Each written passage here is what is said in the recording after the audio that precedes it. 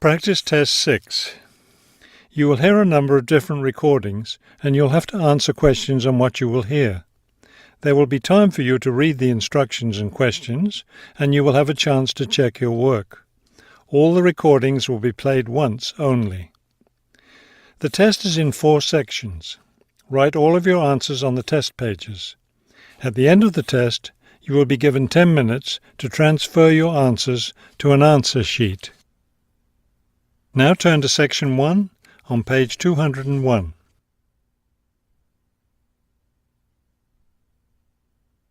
Section 1. You will hear a woman and a man talking about their work at a library. First, you have some time to look at questions 1 to 5 on page 201.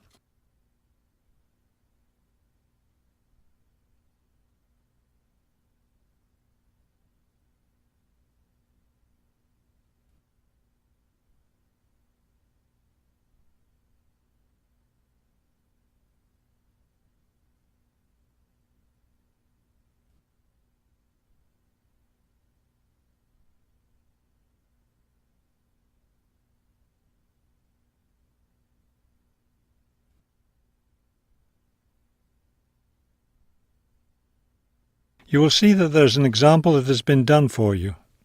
On this occasion only, the conversation relating to this will be played first. Hello, I'm Mrs. Phillips, the head librarian. You're the new library assistant, aren't you? Yes, I'm Robert Haskell, but please call me Bob. The woman introduces herself as the head librarian, Mrs. Phillips, so the name Mrs. Phillips has been written in. Now we shall begin. You should answer the questions as you listen, because you will not hear the recording a second time.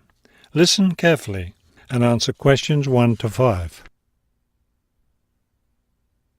Hello, I'm Mrs. Phillips, the head librarian. You're the new library assistant, aren't you? Yes, I'm Robert Haskell, but please call me Bob. All right, Bob. Let me take a few minutes to explain how the library works and what your duties will be. First, the library opens at 8:30 in the morning, so naturally we expect you to be here and ready to work by then. Of course. And you can go home at 4:30 when the library closes.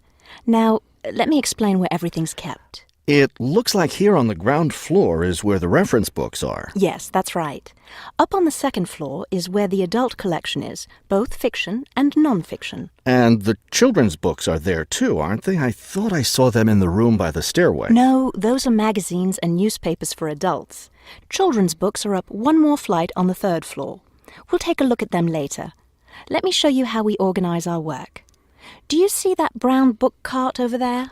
The one by the door? Yes, that one. Those books have been checked in and need to go back on the shelves. Okay, so the brown book cart has books to reshelve. What about this black cart by the desk? Those books have torn pages or damaged covers. They're all books that need to be repaired. Okay, I know how to do a lot of that. I'm pretty good at mending torn pages and covers. That's great, because we really need help with that. And that white cart in the corner, what are those books for? Those are old books that we've taken off the shelves to make room for new ones. We sell them as used books to raise money for the library. So they're all ready to sell? Yes, that's right. So now you know what to do with the books in the carts. Let's talk about our activities schedule.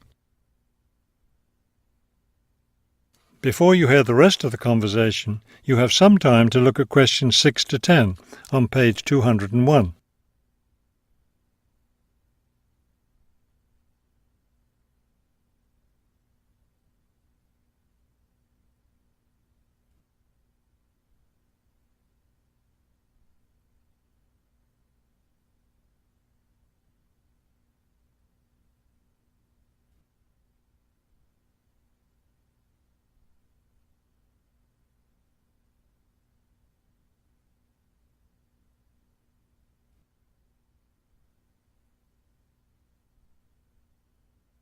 Now listen and answer questions 6 to 10. I understand this library has a number of interesting activities every week. Yes, our activities are quite popular. The most popular one is story time for the children. Do a lot of children show up for that? Yes, a good many. It takes place in the children's room on Thursday mornings at 11. Isn't there a family movie night, too? Yes, but it's not at night anymore. We used to have family movies on Fridays when the library is open until 9, but now we have a different activity at that time, so we had to switch family movies to the weekend, Saturday afternoon.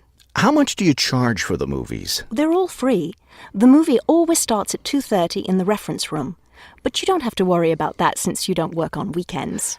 And what takes place on Friday evenings? We've just started a weekly lecture series. We have a different speaker every week, and the lectures cover all different kinds of topics. That sounds like something I'd be interested in attending. Good, because we'll need your help with that. You'll be working Friday evenings, and one of your duties will be to set up the meeting room on the first floor for the lecture. What time will you need that done? Let's say by 6:15. The lecture starts at 6:30, and the room needs to be ready well ahead of time. A lot of people arrive early. Maybe I should have the room ready by 6? That wouldn't be a bad idea. Okay, why don't I take you upstairs and show you the rest of the collection? That is the end of section 1. You now have half a minute to check your answers.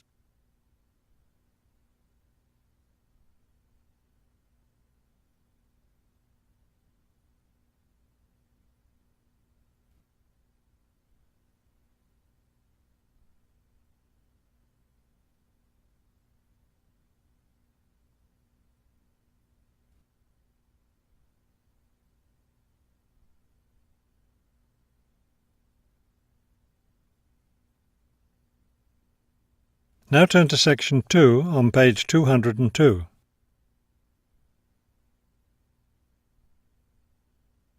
Section 2. You will hear a radio interview about a lakeside resort. First, you have some time to look at questions 11 to 15 on page 202.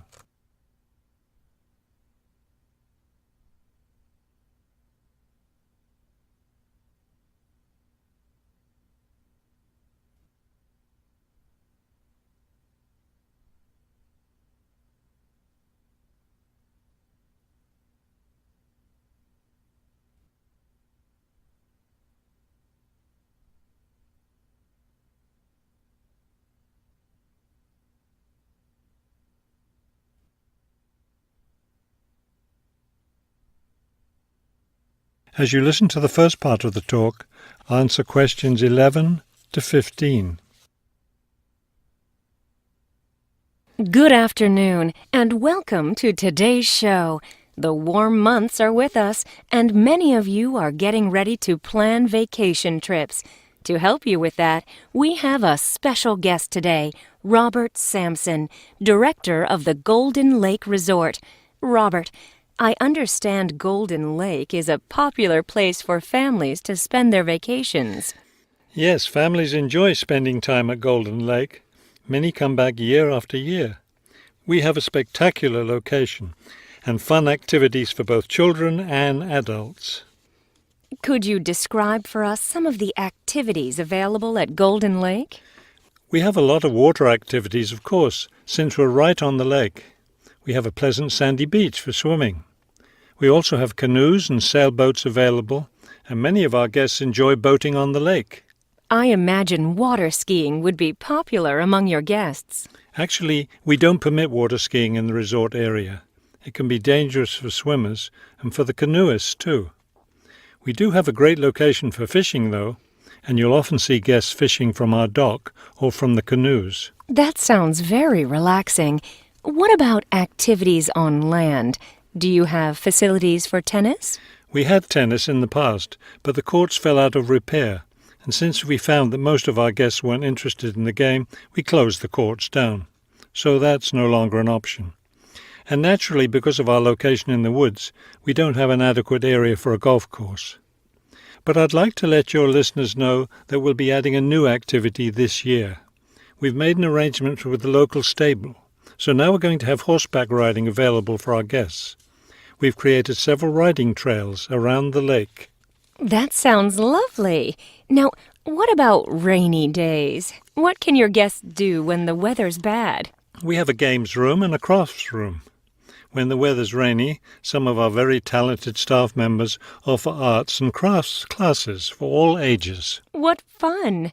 Do you offer any other classes or activities? Before you hear the rest of the talk, you have some time to look at questions 16 to 20 on page 202.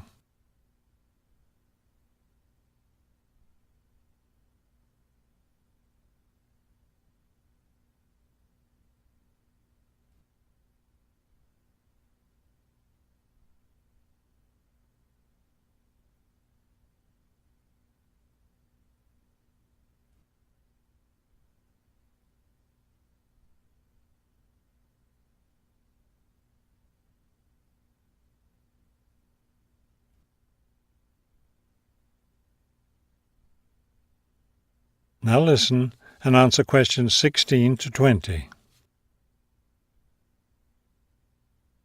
We have a weekly schedule of evening activities which anyone can attend if they choose. Every Sunday we show a film, always something that's suitable for the whole family. Monday's my favourite night because that's dessert night. Our cook prepares a variety of desserts and we get to taste them all. I'd like to be there for that. Yes, it's great. We get more serious toward the middle of the week. Our discussion night is on Tuesday. Discussion night? Yes, we discuss different current events depending on what's happening that week in the news. Then on Wednesdays, we have lectures. We invite different experts to talk about local history or nature topics. This is actually one of our most popular evening activities. We found that our guests are really interested in learning about the local area. It sounds quite interesting. Yes, we've had some excellent speakers. Thursday nights are totally different because that's when we play games. That's especially fun for the children. The children love Fridays too because that's talent show night.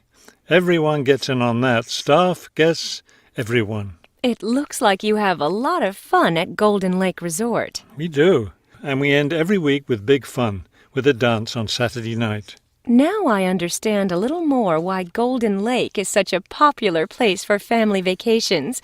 With such a variety of activities, there's something for every member of the family there. There is, and I hope your listeners will consider spending their next vacation with us. That is the end of section 2. You now have half a minute to check your answers.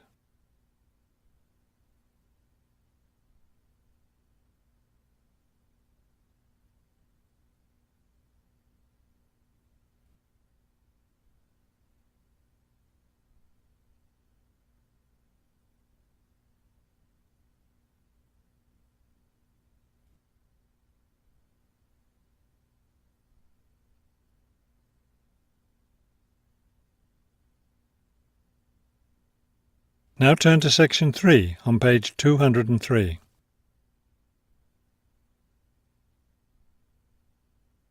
Section 3. You will hear two students talking about a class assignment about wild bird rescue and rehabilitation.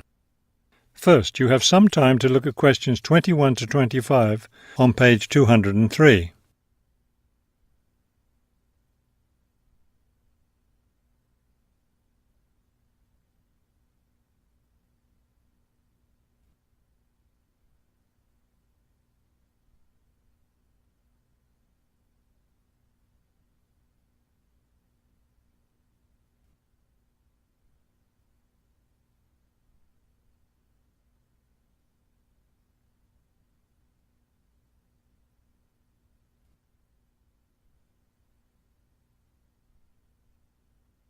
As you listen to the first part of the conversation, answer questions 21 to 25. Okay, let's go over the requirements and see what we have left to do. Let's see. We have to give the professor a written summary of the information we've gathered on our topic, wild bird rescue and rehabilitation. The other written thing we have to turn in is a case study of the rehabilitation of one bird. We have the information on that already. Right. All we have to do is write it up. What about charts and graphs? Do we need to include something like that? I don't think so. They aren't really relevant, but we do have to turn in a list of the resources we used. Naturally. What about videos? I heard some of the other students were doing that. Well, I guess that must be optional, because I don't see it on the requirements list. Okay, we should start planning our class presentation since that counts for half the grade. We've looked at lots of sources of information, but I think our best source was the interviews we did with the wildlife rehabilitators. Agreed. That and the journal articles. I think we have enough information from those two sources for the presentation anyhow. The books we looked at weren't all that helpful. I wonder if we should try to bring in some live birds for the presentation. That would be too difficult, don't you think? But we have lots of photos of rehabilitated birds. We can show those. Before you hear the rest of the conversation, you have some time to look at questions 26 to 30 on page 204.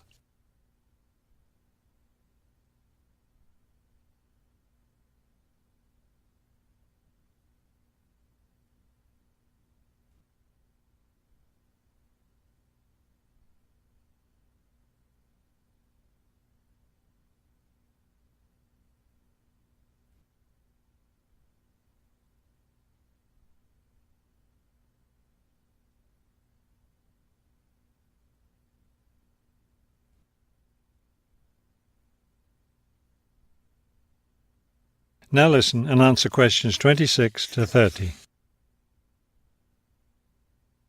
Right. Okay, I think we should start by talking about how to rescue a bird. Probably first we should help people understand which birds need rescuing. Yeah, that's really important.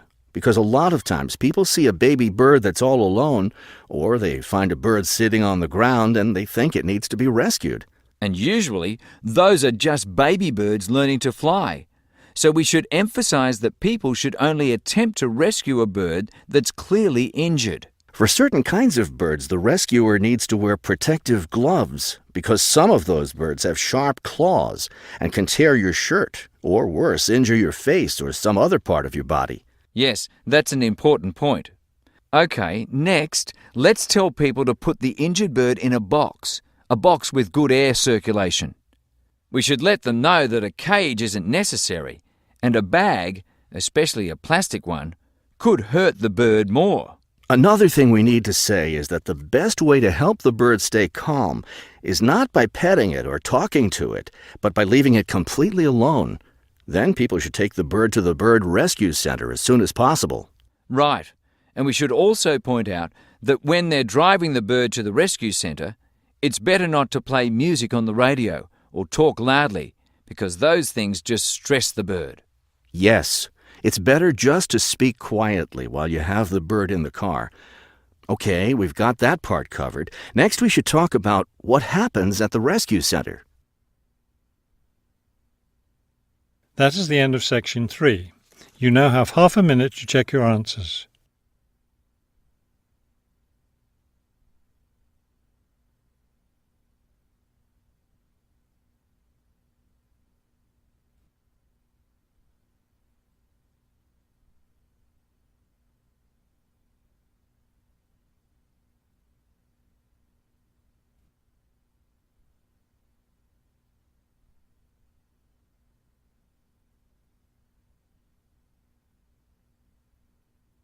Now turn to section 4 on page 204.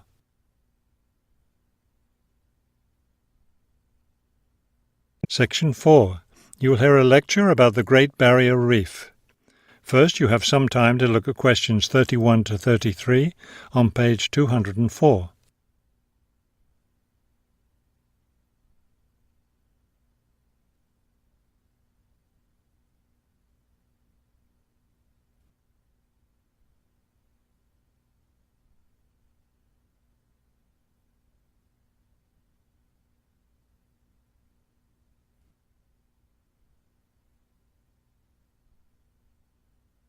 Now listen carefully and answer questions 31 to 33.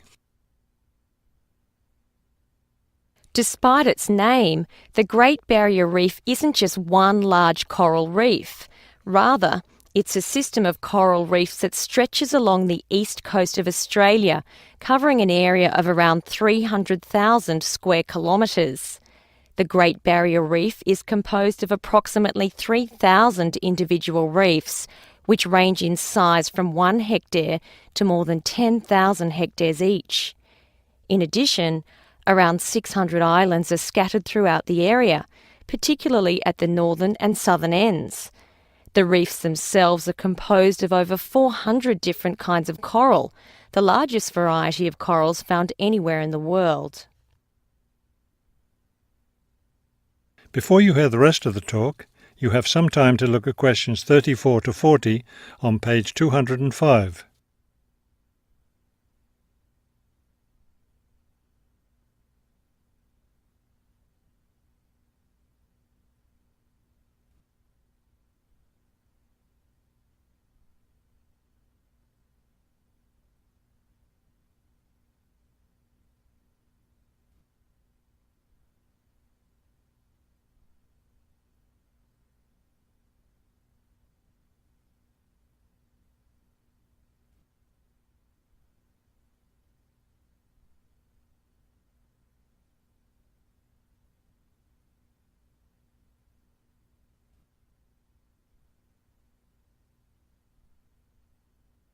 Now listen carefully and answer questions 34 to 40. Thousands of species of sea animals live in and around the reefs. Altogether, approximately 1,500 species of fish inhabit the reef area, including a number of different kinds of sharks. One of the more interesting mollusks to be found in the reefs is the giant clam. This huge shellfish can live for more than 100 years and can weigh as much as 200 kilos. Sea mammals abound in the area, which serves as a breeding ground for certain types of whales, many of which are endangered. Over 200 species of sea and shore birds feed, roost or nest among the reefs and islands. Many types of reptiles can also be found living among and near the reefs. Saltwater crocodiles, for example, inhabit the marshes along coastal areas. Amphibians include at least 7 species of frogs inhabiting the islands of the reef. Unfortunately, this wondrous area of the world is threatened by climate change. Rising sea temperatures have led to an effect called coral bleaching, that is, large numbers of corals dying off, especially in the shallower areas of the reef. The Great Barrier Reef Marine Park Authority is attempting to find effective ways to deal with this issue that threatens the reef. One proposed solution involves shading the reef in certain areas to help keep the surrounding water temperatures down. That is the end of section 4. You now have half a minute to check your answers.